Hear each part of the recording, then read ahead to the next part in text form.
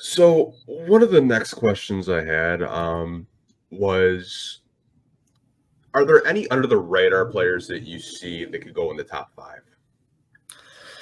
Under the radar players, I feel like this year is kind of interesting for that because honestly, everybody has been mocked or put on the board as like top five for.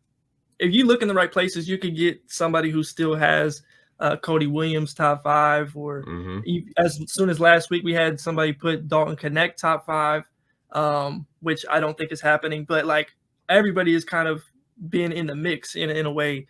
As to like last year, we had Scoot, um, uh, Wimby, Scoot, Brandon Miller. It kind of had like a lock of the Thompson twins in that sort of that range of going high. So I don't know. I would say probably maybe like I don't know. I don't think I have a true answer for that. I think that there's probably like 10 people. Maybe Stephon Castle. He's not Okay. under the radar. He's not Yeah. necessarily under the radar, but I think that he has a good chance of going top five in a certain situation.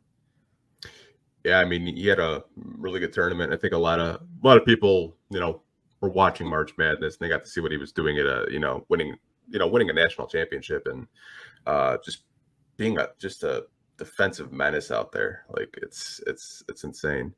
I would say a lot. The one name that I keep seeing, and it's just among Pistons fans, is Cody Williams, obviously, because he is a small forward. Brother of Jalen Williams. Is that a guy that they could possibly look at of just like kind of just taking a swing for a guy like that? I think it's a possibility.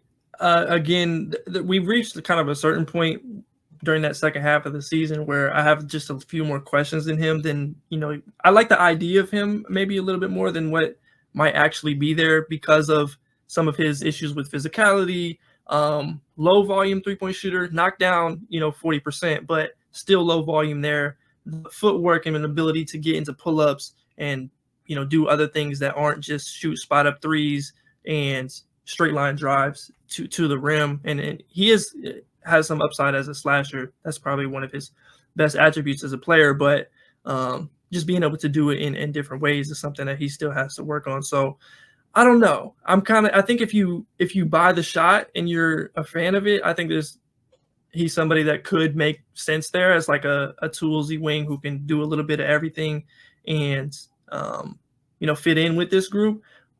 Again, if not, which I'm a little bit more skeptical, I think there's probably going to end up being some more options that would make more sense there. Yeah, I think the one player, I don't really know if this is like known knowledge, but Michael Tellem, who's an agent, his dad is the VP of the Pistons. He's got a client, Mateus Buzelis, who will probably be a top 5 pick.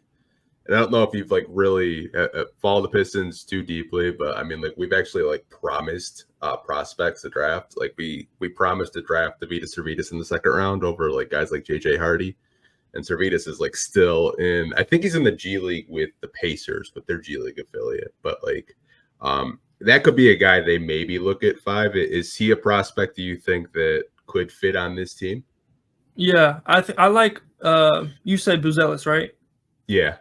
Okay, yeah, it broke up for a second, but yeah, I think Modest is somebody that actually does fit, not necessarily as much as you'd like because he does have some. He's going to need to regain the 3-point shot that he showed in his senior year of high school at Sunrise, but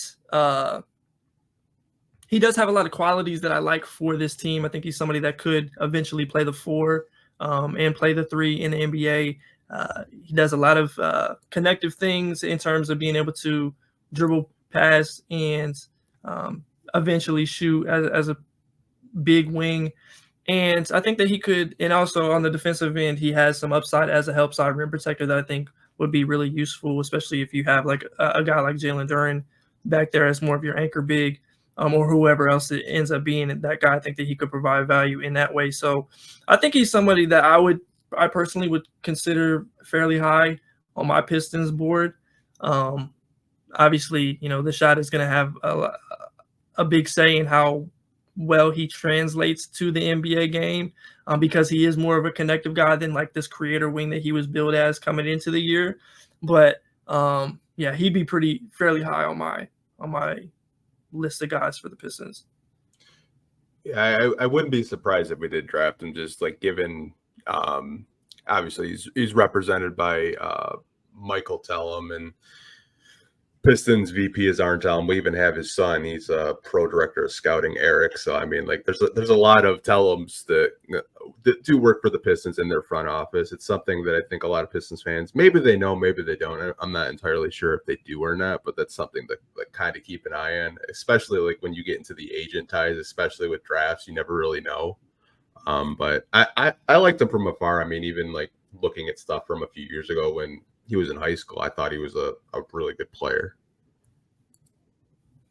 Yeah, I think that he has some of the most upside in the class. There's kind of a fluctuating range on, where people would take him. Some people might like him more top 10-ish.